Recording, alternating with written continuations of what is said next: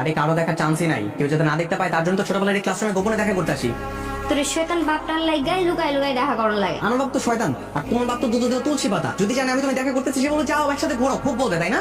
তুই এখানে আসতে এত দেরি করলি কেন? ঢাকা থেকে বাড়ি এসে 10 মিনিটের মধ্যে স্কুলে চলে আসছি তোর সাথে দেখা করবো বলে, আর তুই গ্রামে বসে থেকে 1 ঘন্টা লাগাইছিস। মানুষ না আমি, একটু তৈরি হতে সময় লাগবেই।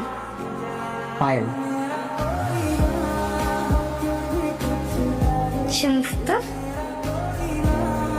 আবুল ভাই, আবুল ভাই আইতেছে, দরজা তালা দিতে। চল চল চল, বাইরে চল।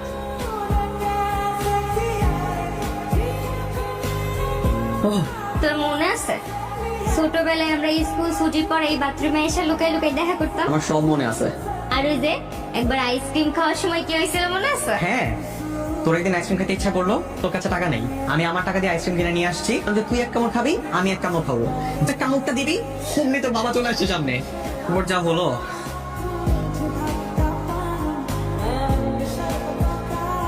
হাই হাই হাই হাই রে, আইসক্রিম খাচ্ছিস কেন? হ্যাঁ, আর তোরা ওর মিশতে না করছিস আমার সাথে?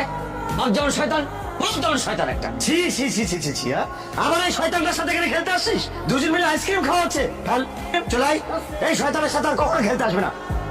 আচ্ছা, তোর বাবা আর আমার বাবা কি কখনো এক হবে না? না রে, এইবার আবার আমার বাবা চেয়ারম্যানের পদে দাঁড়াচ্ছে। সেদিন যা ছিল ছিলই, এখন কিনা চির প্রতিদ্বন্দ্বী প্রার্থী।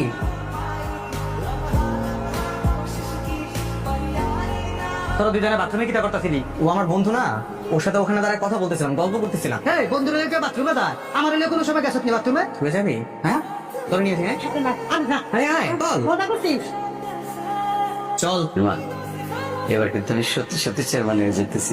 গতবার তো মেম্বার পদে খাড়ায় ফেল মারছিলেন, আপনার কপালে না দুঃখ আছে। বাবা কি, তুমি তো অনেক বছর ধরে চেয়ারম্যান আছো, এবার নতুন কাউকে একটু সুযোগ দিয়েই দেখো। দাদাটার কথা শোন, বাতিদার বয়স কম, রাজনীতি বোঝার জন্য আরেকটু বয়স লাগে। আমি চাচ্ছিলাম শান্তি। তোমার সাথে শমশের চাচার যে একটা শত্রুতা, তোমরা যদি এবার আবার একই সাথে একই আসনে নির্বাচন করো, সেই শত্রুতা আরো বেড়ে যাবে। মারুক না।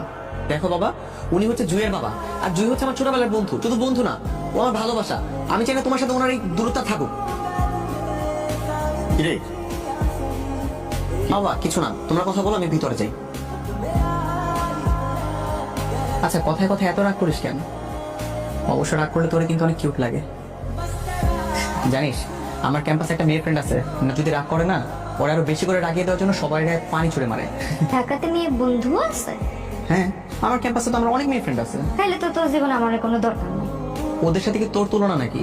ওরা তো আমার জাস্ট ফ্রেন্ড, আর তুই তো আমি কি বলবো ভালোবাসা।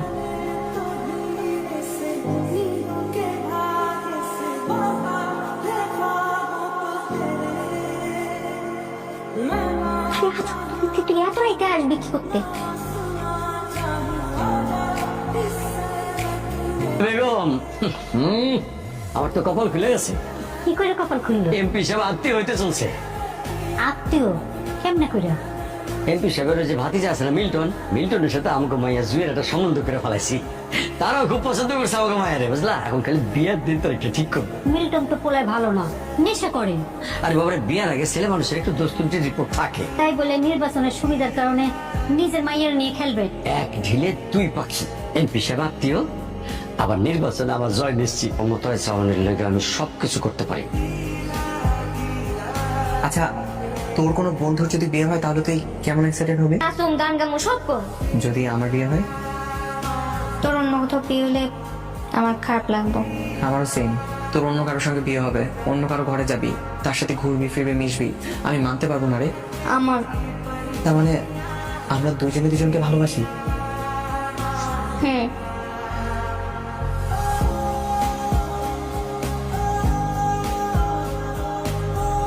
খবর কিন্তু বেশি ভালো না ভাইজান। কি হয়েছে? এমপির বাতিদার সাথে তার মেয়ের বিয়ে নিয়ে কথাবার্তা চলতেছে। এমপির ভাতিজার সাথে শমশেরের মেয়ের বিয়ে হলে কি ও নির্বাচনে জিতে যাবে? বাবা, তোমার সাথে একটা বিষয় একটু কথা বলার ছিল। বল। বাবা, আমি বিয়ে করতে চাই। আমি আছি এক ঝামেলার মধ্যে, আর এই সময় ও আবার আসছে বিয়ের খবর নিয়ে, মানে বিয়ে করতে চাই। তুই ভালো আগে ইলেকশনটা শেষ করি, তারপরে একটা ভালো পাত্রী দেখে তোর আমি বিয়ের ব্যবস্থা করবো। বাবা, পাত্রী খুঁজতে হবে না। কে? শমশের চাচার মেয়ে জুই। বাবা আমরা দুজন দুজনকে ভালোবাসি। অংশে তাই আমি দুই চোখে দেখতে পাই।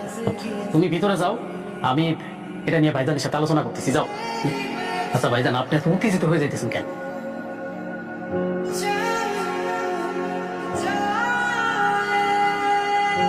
তোর মেয়ে আর আমার ছেলে ওরা দুজন দুজনকে ভালোবাসে। সব আল্লাহ অন্যখানে গিয়ে দেখা। আচ্ছা চল না, তুই আর আমি এই গ্রাম ছেড়ে দূরে কোনো শহরে পালিয়ে যাই। কিরে এতবার ফোন দিতেছস কেন? তুই খবর পাস নাই? নাইমার আব্বা তো মারা গেছে, একটু আগে গাড়ি অ্যাক্সিডেন্ট করে মারা গেছে। শালা খুব বারবার ছিল। আরে আমার এটা দেখায় তো একটা ড্রাইভারের কন্ট্যাক্ট করছিলাম 3 লাখ টাকা দিয়া। কি বাবা ছি, এরা পর কথা বলতেছি। তুমি এত জঘন্য।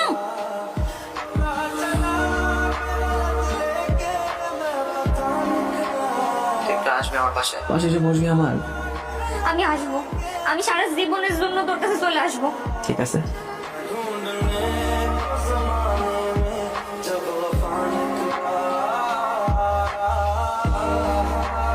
জয়, আজকে তোর বাবার মৃত্যুবার্ষিকী। বুয়েপা আমি ভাই তো বাড়িতে আইছে। আজ তো কোনো সমস্যা হবে না তো, হ্যাঁ?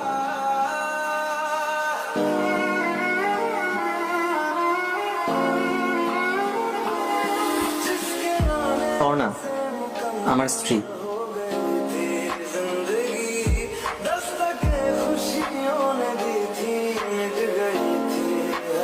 চলেই যাবি? হ্যাঁ কাকা। যার জন্য অপেক্ষা করতেছিস সে আর কখনো আইব না।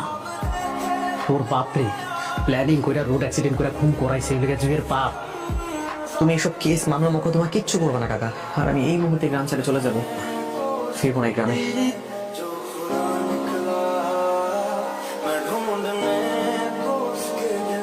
জয়, তুই কই রে মা? তাড়াতাড়ি বাড়িতে আয়, তোর বাবা তো স্ট্রোক করছে।